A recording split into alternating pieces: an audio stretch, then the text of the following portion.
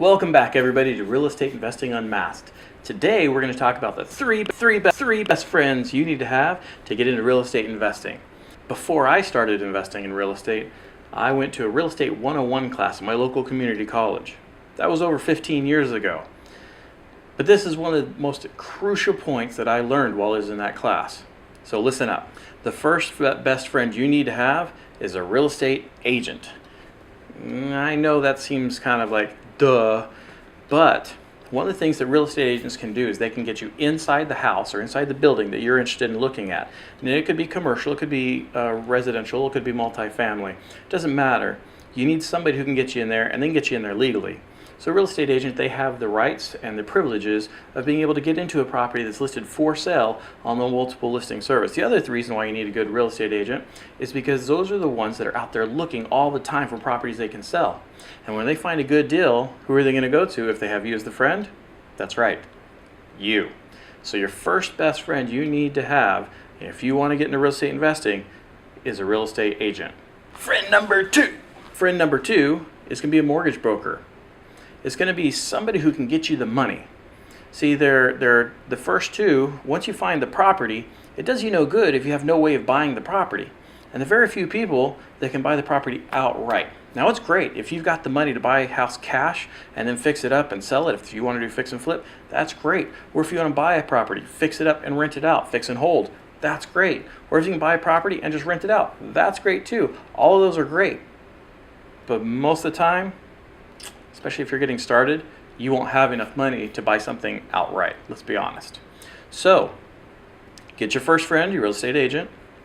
Get your second friend, a real estate broker, somebody who can get you the money. But that also means you have to have your ducks in a row. You have to have your good credit score. You have to have all your credit accounts ready, all the statements ready to go.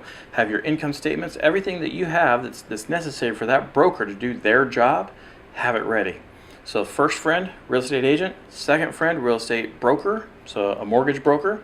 And then the last friend is your property manager. So agent, mortgage broker, property manager. Why would you just need those three friends? Because you get the best property in the location where somebody can get you the money that you need, and then you get somebody who will collect those rent checks for you every month. They'll deal with the toilets, and they'll deal with the HVAC, the plumbing, the electrical, the foundation, all those issues that could come up as a problem, a particular problem. Hopefully you've bought a really good place because your agent hooked you up, right? But if something were to come up, your property manager will take care of you. They are supposed to be versed on the rules and the laws, the regulations that are going on with property in your area. So you want to make sure you have somebody that knows their stuff. All right, a good property manager. A good property manager will be worth their weight in gold.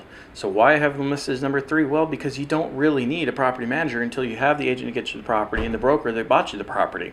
But once you have the property and you have a good property manager, you're pretty much gold. Now, there are some other things you need to have to protect you. You're going to have a good reserve fund. You're going to have a down payment for this property.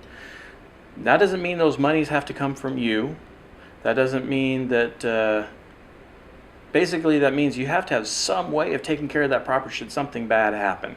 Now, one of my favorite methods of investing in real estate is fix and hold.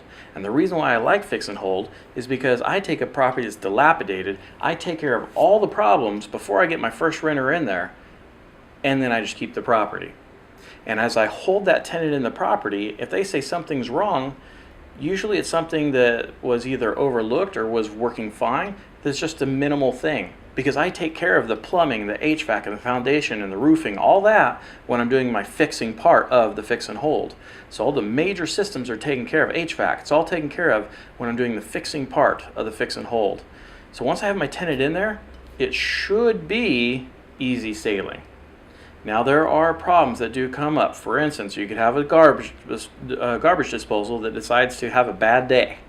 And you might have to have somebody go out there and take care of that. I know that's a super easy issue, and you as a property owner should become versed into how to fix these problems that are standard problems for a home.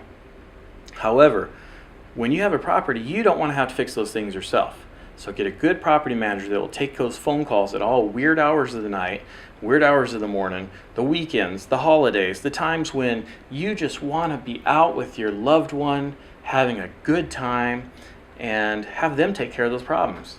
Will they contact you? Absolutely.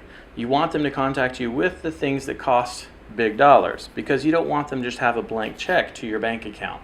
But you're gonna want to find that good property, a good broker, and good property manager. Now, a good property manager also will give you plenty of people, if not the agent, if not the broker. The property manager should have a whole list of people that they can rely on to fix your property when things go to pot. You know what I mean? All right, so now I've given you the 3 friends that you need to have in order to have the starting success in real estate investing. Now, here's the bonus. I'm going to give you a bonus. So you got to listen up. I got a bonus for you.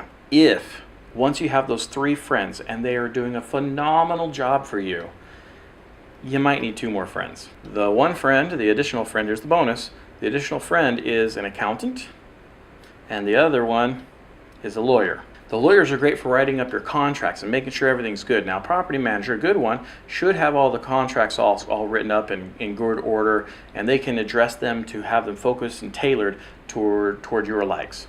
But a real estate lawyer will also back you up in those forms and add anything and act as a liaison for you to get your back should something bad happen. So property manager's got you covered. Real estate lawyer helps you out too. And things happen. And if you get sued, it's good to have that lawyer in your back pocket. And the accountant, the reason why you want the accountant is because you want the most you can get out of your money. And if the tax man comes after you, you got to have somebody that can protect you and use as much of the law as possible to protect you and your investment. And at the same time, should something go down with your property, you want to have that barrier between you and your property so that if you do get sued, it's the property getting sued, not you.